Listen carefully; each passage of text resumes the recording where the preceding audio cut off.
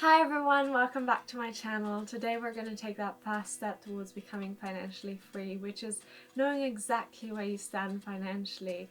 And I know this can be a bit intimidating, but once you've done it, you feel so good because you have complete clarity over where you are and where you want to go. And as with anything in life, first you have to check where am I, then you have to check where do I want to go, like my favorite pizza place, and then you have to kind of on the way keep checking in, like am I still walking in the right direction, am I walking fast enough that I'll get there before it closes, and clarity always takes stress away. So I'm really excited and let's get started. Okay, so essentially I'm going to just start with a new sheet. I'm going to rename this one to total money, for example.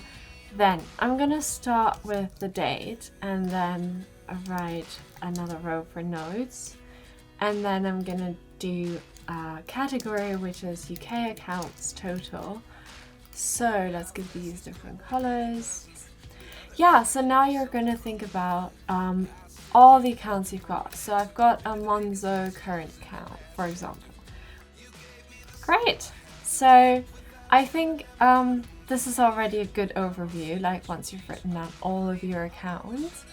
Now you're gonna put in today's date. And then you're gonna, for example, put a note in, like let's say you've already paid the rent or so, because that's gonna influence how much is in those accounts, for example, but it can be any kind of note.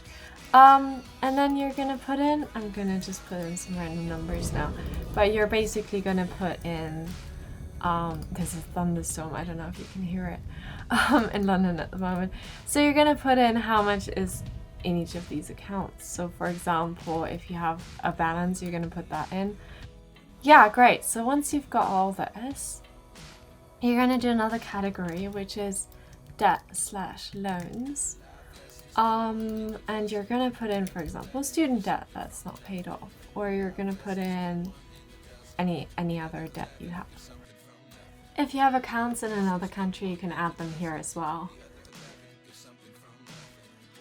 And then you're gonna make another category, which is money I will get back at some point, which is, I'm gonna mark this one red because we don't want to forget about this. So for example, how much is the deposit on your apartment right now, or things like that. If you're renting, the deposit, money lent to friend or so, like the next category is going to be your investments. So if you have a stocks and shares ISA, or if you have like single stocks, things like that. I'm going to mark this one in blue because it's kind of frozen more or less, because I'm not someone that's going to time the market. So my ISA money is going to stay there for like 10-20 years, and it's not really money I want to look at as available to be withdrawn anytime soon. So the next category is money frozen away in assets like property, or if you've got an orchard, things like that. The last category is your pension. If you work full-time, most likely you'll have a pension or a pension account, or several ones. Great. In here, because all of my UK accounts, I like to see the sum of just my UK accounts. So that's B4 until B9. And yeah, so let's say in total that would be £5,967. The good thing is you're going to continue with this, and you're going to do it, for example, next month on the 26th of September 2023, and you're going to see this increasing, or hopefully increasing with every month. And like you can put in the notes, for example, if you've just paid for a camera, or things like, or you had to buy a new dishwasher or things like that, just so you remember later on why it's a bit lower that month. Yeah, so I think this gives you a good overview. You can obviously do the sums here, like calculate the total debt and then calculate the total of all the UK accounts and debt. Then another thing you could do is you could add a column to the left, and you could add like the percentages.